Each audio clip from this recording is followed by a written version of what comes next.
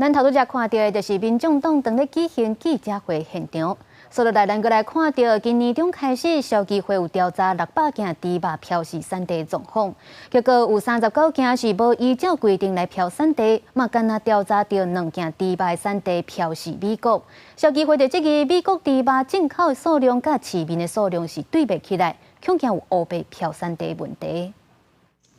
消基会调查北中南市场打翻甲超商超市，抑个量贩店甲餐饮业，总共600件含猪肉成分或者是含猪肉用食部位相关产品，结果发现有39件无照规定标示产地。另外，敢有2件猪肉产地是美国，1件是餐饮业，1件是韩国罐头餐肉，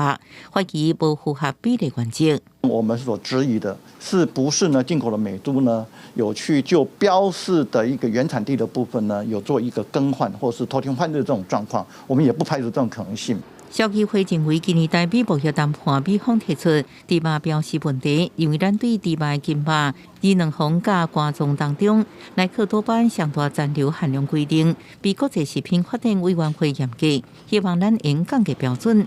消基会烦恼，若调降阁有食安的记录，呼吁政府即马开始，应该更加加强查核产地标示。110年起，与地方政府卫生局合作执行猪肉原料原产地标示稽查，查获97件标示不符合规定，均已依食品安全卫生管理法裁处。针对消基会质疑美猪进口量甲用量有落差，消署强调，为110年甲113年7月，国产甲数字总净重370.7万吨，其中美国数字2.8万吨，敢若占比是0.8%。数字品拢符合查验标准了放行，若标示无符合规定，拢会依法来进行裁处。记者综合报道。